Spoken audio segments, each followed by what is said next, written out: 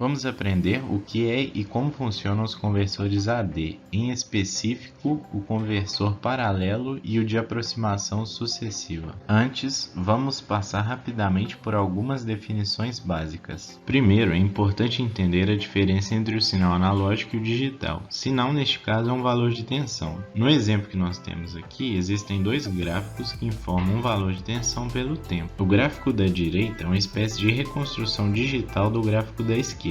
Mas essa reconstrução é muito ruim porque as variações da tensão são muito grandes. Como você pode ver, ele pula de 7,5 volts para 11 volts, de 11 volts para 15 volts, ou seja, é uma variação muito brusca. Se ele fosse reconstruído de forma boa, as curvas do gráfico digital seriam praticamente iguais à do gráfico analógico. E o que difere os dois sinais, em termos de essência, é que entre dois pontos quaisquer do gráfico, no caso do analógico, existem infinitos valores. No caso do gráfico digital, existem finitos valores. Ou seja, se você pega o gráfico da esquerda e começa a dar zoom nele, você nunca vai parar de ver ponto. Você vai sempre ver uma curva suave, ao contrário do gráfico da direita, porque se você começar a dar zoom nele infinitamente, vai chegar uma hora que você vai ver uma variação brusca ali, igual você consegue ver nas imagens, que ele pula de um valor X para um valor Y, ao invés de ter uma variação suave, por exemplo, no caso do analógico, se ele fosse variar, ele variaria de 7,5 volt para 7,500000001, né? Em termos infinitésimos seria o 1 na infinita casa decimal. Tendo em mente a diferença entre esses dois tipos de sinal, agora podemos entender melhor o que é o conversor AD. Basicamente, o que ele faz é transformar um sinal de tensão em um valor binário correspondente a esse sinal, ou seja, transforma um sinal analógico em um sinal digital. Bem, e como se dá essa conversão do sinal? Para isso, você tem que estabelecer dois limites. Um deles é a tensão de referência e o outro é a resolução da leitura. A tensão de referência diz respeito à faixa de leitura que você estabelece. Por exemplo, você pode fazer uma leitura de 0 a 5 volts, de 0 a 3.3, de 0 a 1.1, que é o que normalmente você encontra nos microcontroladores, mas você pode ter também uma faixa que abrange a parte negativa, embora isso não seja tão comum. Outro ponto é a resolução da leitura, que diz respeito à quantidade de pontos que existe entre o limite inferior e o limite superior da sua leitura. Então vamos supor que a nossa leitura contenha 3 pontos entre 0 e 5 volts, ou seja, eu vou ler 0 volts, eu vou ler 2.5 volts e eu vou ler 5 volts. Então é uma resolução muito baixa, porque eu só vou conseguir ler esses 3 valores de tensão. Então quanto maior for minha resolução de leitura, melhor.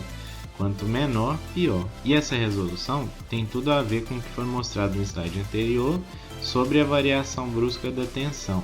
Quanto maior for a sua resolução, melhor você vai conseguir pegar os contornos de um sinal analógico. E quanto menor for a sua resolução, mais variações bruscas você vai ter no seu sinal lido. E na imagem da esquerda que nós temos aí está um valor analógico, uma senoide, e na direita está como se fosse a conversão digital desta senoide. É como se essa senoide variasse só positivamente, vamos supor de 0 a 5 volts, e a minha tensão de referência, né, a minha faixa de medição seja exatamente essa, né, que abrange o sinal, e a minha resolução de leitura não é tão boa. Por quê? Porque você consegue ver que tem variações muito bruscas, porque entre 2,5 volt, que seria ali o zero da senoide, né, entre aspas, e os 5 volts, você tem ali praticamente 3 subidas, né, da tensão. Sendo que se o meu sinal digital fosse perfeitamente convertido, ele iria se parecer com a senoide da esquerda. Estes valores de 511 e 1023 são valores inteiros que representam o valor digital daquela conversão naquele ponto específico. Agora que nós entendemos a essência da conversão analógico-digital, podemos entender um dos tipos de conversores AD, que é o conversor AD paralelo. O circuito desse tipo de conversor está apresentado na imagem e, conforme foi explicado antes, é preciso estabelecer aqueles limites, que é a tensão de referência e a resolução. Vamos falar isso um pouco mais para frente. Vamos entender então esse circuito. Nós temos uma série de comparadores que estão ligados de um lado na entrada analógica, que está com o nome de VE, e do outro lado cada comparador está ligado em uma combinação diferente de resistores. Esses resistores estão todos em série e possuem o mesmo valor. E a ideia deles é a seguinte: você alimenta a parte de cima com a tensão de referência, vamos supor 5 volts, e à medida que os resistores vão sendo ligados na sequência, a tensão vai diminuindo, de forma que a tensão na entrada do primeiro comparador é 7/8 dessa tensão de referência. A tensão na entrada do segundo comparador é 6/8, do terceiro 5/8 e assim em diante até o último comparador, que nós temos 1/8 da tensão de referência. Por enquanto, vamos ignorar a parte do conversor de código e dos flip-flops que estão ligados na saída dos comparadores. Sendo assim, a lógica desse circuito é que cada comparador é capaz de informar se a tensão da entrada analógica é maior do que a tensão da entrada não inversora do comparador. Ou seja, como cada tensão da entrada não inversora possui um valor diferente para cada comparador vai saber informar um nível diferente de tensão. Vamos entender isso melhor com um exemplo. Vou aplicar 5 volts na tensão de referência e vamos supor que a minha tensão de entrada seja de 0,7 volts. 0,7 está entre 1/8 e 2/8 de 5 volts. Portanto, o que acontece é o seguinte: esse primeiro comparador vai receber essa tensão de 0,7 e aqui na outra entrada dele, a entrada inversora, ele vai receber 1/8 de 5 volts, que é 0,625. Ou seja, 0,7 volts é maior do que 0,265. Portanto, este comparador vai enviar um sinal de nível alto, que seria a tensão de alimentação dele, supondo que seja 5 volts. E o segundo comparador vai receber na entrada não inversora dele 0,7 volts também, e na entrada inversora 2/8 de VCC. 2/8 de VCC é maior do que 0,7, ou seja, esse comparador vai soltar aqui um sinal de nível baixo. Portanto, ele vai ser capaz de informar isso para o conversor de código. E todos os outros comparadores na sequência vão informar o nível lógico zero, porque 0,7 volts vai ser menor do que as outras tensões que estão nos terminais da entrada inversora dos comparadores. Então, vou ter aqui zero em todos esses comparadores, tirando o último que vai ter sinal de nível alto. E todos esses sinais são enviados ao conversor de código. O papel do conversor de código é pegar essa informação toda e transformar em um valor binário. No nosso exemplo, se eu jogar 0 volts na entrada analógica, todos os comparadores iam indicar 0. E como nós temos aqui 7 comparadores, nós somos capazes de saber 8 valores de tensões diferentes. Por que 8? Porque isso inclui o 0.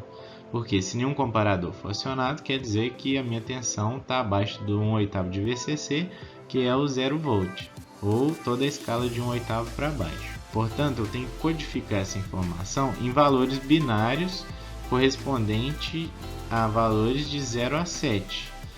No nosso exemplo, como só um comparador ficou acionado, eu teria um valor de saída em números binários 001. Caso o segundo comparador fosse 5 na saída dele, eu teria 010 e assim em diante até eu ter os meus 7 valores diferentes.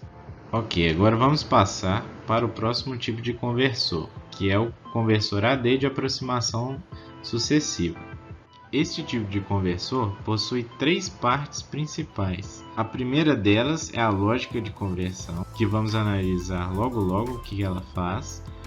A segunda parte é um comparador e a terceira parte é um conversor de digital para analógico. O papel dele é o contrário do conversor AD, que é pegar um número binário e transformar em um valor analógico de tensão. E como essas partes se juntam para dar o funcionamento do conversor AD? Bem, vamos pelos passos desse circuito, que são os números indicados em verde. A primeira etapa é a lógica de conversão enviar o número 0 para o conversor DA. E enquanto isso ocorre, a tensão de entrada está sendo comparada o tempo todo com essa saída do conversor DA. Repare que a tensão de entrada está na entrada não inversora do comparador e o conversor DA está com a saída na entrada inversora do comparador. Portanto, se a tensão de entrada for maior do que o valor do conversor DA, o comparador vai retornar um sinal de nível alto para o bloco lógico, que é a lógica de conversão. Este processo é repetido várias vezes, de forma que toda vez que a tensão de entrada for maior do que a tensão produzida pelo conversor DA, o comparador sinalizará um nível alto para o bloco lógico. Com isso, o bloco lógico ele sabe que o valor que ele mandou para o conversor DA é menor do que a tensão de entrada. Como o bloco lógico começou enviando 0 para o conversor DA, se ele sabe que a tensão de entrada é maior do que 0, ele envia 001. Ou seja, o conversor DA vai produzir uma tensão um pouquinho maior. Novamente, vale lembrar que aqui entram aqueles dois limites que foram falados anteriormente, que é a tensão de referência e a resolução. Como o conversor DA, que está fazendo o papel de comparar a tensão, é ele que dita a tensão de referência e a resolução. Porque a lógica de conversão vai enviar um valor binário para ele, e ele vai fazer essa conversão em forma de tensão. Isso vai ficar mais claro quando a gente finalizar a sequência lógica desse circuito. Bem, então o bloco lógico enviou 0, descobriu que a tensão de entrada é maior do que 0 e vai enviar 1. Quando ele envia 1, a tensão do conversor DA vai ser um pouquinho maior. O comparador vai indicar novamente para o bloco lógico se a tensão de entrada é maior ou não, e o bloco lógico vai poder tomar outra ação. Vamos supor que a resolução do meu conversor DA é de 3 bits, igual ao do comparador mostrado anteriormente. Se a minha tensão de entrada for 0,7 volts, o que acontece é o seguinte: o bloco lógico vai enviar 0 para o conversor DA, ele vai enviar 0 para o comparador vai informar nível alto, porque 0,7 é maior que 0, e vai voltar. E dessa vez o bloco lógico vai enviar 1 para o conversor DA. O conversor DA vai enviar 0,265 volts para o comparador. 0,7 ainda é maior que 0,265. Portanto, o comparador ainda vai enviar nível alto para o bloco lógico. Sabendo disso, o bloco lógico repete mais uma vez a etapa da conversão e envia 0 para o conversor DA, que é o 2 em binário. O conversor DA, por sua vez, vai enviar 1,25 volts. 0,7 desta vez é menor do que 1,5 volts, ou seja, o comparador vai enviar nível lógico baixo. Sabendo disso, a lógica de conversão pega esse último valor que foi enviado para o conversor DA e envia para a saída. Isso porque ela sabe que o valor de tensão está entre este último valor enviado, que é 1,25, e o penúltimo valor enviado, que é o 0,625. Portanto, ele envia esse sinal para a saída indicando o valor da conversão. Esta foi uma rápida explicação do conversor AD. Caso queira saber um pouco mais, acesse o site.